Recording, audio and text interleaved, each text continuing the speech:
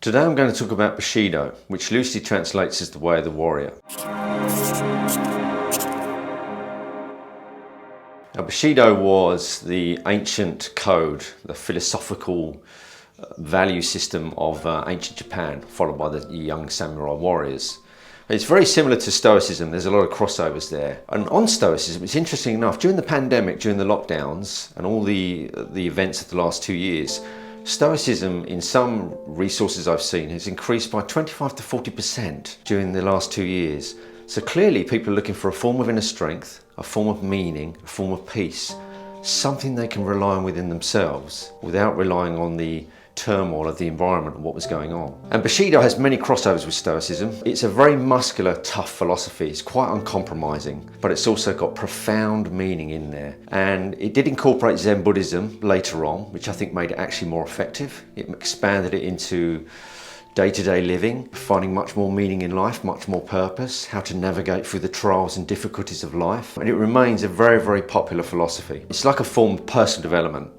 And for me, I've mentioned this in another video, when I first found it, I found it fitted a lot of gaps that I felt in my life, a void that I felt was missing. And when I read this code, I thought, wow, this is such a masculine code to follow. And it answered a lot of my problems. It solved a lot of my problems and made me delve into a side of me that was there, but I hadn't explored it fully. And it allowed reading this and what these incredible warriors, how they lived, it allowed it to open it up and allow it in myself. So Bushido has undoubtedly become more popular through the movie The Last Samurai with Tom Cruise. I don't know if any of you have seen that. And although it's an inaccurate story, because I've read and researched the real story of The Last Samurai, and some of it's very far-fetched, what it did get across, especially in the village scene where Tom Cruise lived in the samurai village, was the discipline, the fearlessness, and the honor these men had, these warriors had. And that's something that every man desires. And this, I feel, is the root cause of many of men's mental health problems. They no longer have a code. They no longer explore courage. They no longer connect to that inner hero within. They no longer have an identity. And this is making them fragile and uncertain of the future, the present moment, and what they should do with their lives. And what this does, it makes a man, or anyone for that matter, explore the worst aspects of themselves and cultivate them. So if you're not going to go this way towards courage and a code of honor, you're going to explore more and cultivate things like jealousy, anger, manipulation, rage, all these things that are disempowering, but also can warp your own character and actually embrace the negative aspects of yourself without any real balance. And it's a very toxic culture we live in now. Social media encourages online cowardice, online bullying, where no one is held responsible for their actions. We have weak parenting. We have a culture of no responsibility. So all these things disempower and lead people into embracing the worst aspects of humanity. Eventually, most people's lives become nothing but a lie. Even the world leaders, presidents, prime ministers, they lack a moral code to do the right thing. They lack integrity, they lack courage. They're not responsible for their actions. It's all about greed and embracing their vices and lies and manipulation. And still, people look there for answers, to be told what to do, to be guided. Only reason we would do that is if we're disempowered ourselves. I have a quote here from Joseph Campbell. Let me read this to you. He said, people say that what we're all seeking is a meaning of life. I don't think that's what we're really seeking. I think that what we're seeking is an experience of being alive. So that's author, philosopher, teacher, Joseph Campbell. Ultimately, I think these things are entwined. The meaning and the experience of being alive are one. They're two sides of the same coin. The experience of being alive requires us to be courageous, to be a free thinker, to be a non-conformist. They are requirements for the experience of being alive. And that is where we find meaning, through the same experience of life itself. They are one thing. So the key to this is overcoming fear. We will not fully experience life, we will not find meaning in life if we do not overcome fear. And this is the key. Most men live in fear. They built a life around not facing their fears, giving excuses for their fears, to not look at it and build a character based around the fear they feel. And this is why so many men are living in turmoil. feel they have no meaning because they cannot experience life fully because they're constantly afraid. And no amount of pleasure seeking, accolades, reputation, distractions will fill that void. Nothing will. It may do for a while if you find enough distractions and pleasure seeking, but eventually you'll find you come back to the same empty space within. So these philosophies are now needed more than ever. They fill that void, they fill that gap where the constant seeking of pleasure and distractions is no longer needed, because you find something far more reliable, far more tangible than just a fleeting form of pleasure.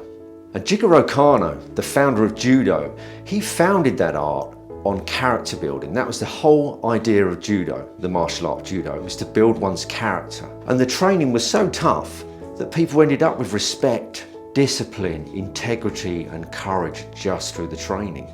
And it's important to remember that with Bushido, is that before the written word of Bushido, where they laid it out as a code, before the written word, there was just the experience of living those values. And that came about by their hard training and how they lived and living in the present moment. And that fascinates me. It's not like the code was written down and everyone said, right, follow this. They were already living it within themselves. And then they put that experience of life down onto paper as a code for the samurai that were going to follow them. So the first thing I do as a coach is I look at a man's character and the belief system he's attached to that. And we don't spend enough time on this because many guys think they can just have a goal like earning a load of money or doing whatever it may be, doing something else, and not looking at the character that's going to take them there. And normally that goal is based on a reaction from the past. And they often wonder why so much damage has been caused on the way to that goal, to themselves, to their families and their friends, because they've never taken the time to forge a really character they could be proud of as they achieve their goals. And what's interesting is as Jigoro Kano found out, and people like that, is that when you do work on your character, when you do work on your code, your purpose and meaning in life tends to manifest all by itself because it comes from the character you've developed, rather than the other way round, is choosing a goal and not looking at the character that's going to take you there. I think this is a recipe for disaster, and I think it rarely works. So these codes can help you navigate through extremely tough times because technology is constantly advancing at a rapid rate. But the human mind hasn't changed. It still lives in fear. It still ends up embracing things like prejudice, disconnection from other people, normally led by the media and politics. We still fall into the same traps. What inner work can give you, and is inner work, there's no looking outside of yourself for answers. It will not happen. It's inner work. Something like Stoicism, Bushido can give you. What they can give you is something far more reliable so that your own mind can change, and that's the biggest impact you can have on your environment. Otherwise, if you rely on your environment for answers, you will continue to live in fear. And I can't remember who said it once, but somebody said it, I think it may have been one of the American presidents. Someone said, what we learn from history is that we don't learn from history. And this is so true, because despite technology and the rapid changing advances, the human mind continues to exist in fear. And these codes can change that. And remember, these are not modern personal development systems and forms of psychology that have never really been tested. Bushido was tested in the most extreme circumstances you can imagine. The most extreme testing situations. If it can work in those situations, then it can work for you. It can make your life easier, help you navigate through some challenging times, relationship issues, issues with your family, your goals, but keeping in line all the time that focus on your character. So in the next video, I'm going to focus on the first of the Bushido values. And the first one is the most important because it's about taking full responsibility of your life. It will really help you. It doesn't matter if you're a business leader, if you're looking to be a better father and inspire your children to follow you, to be able to guide them better, to improve your relationships with your other half. It will really help you.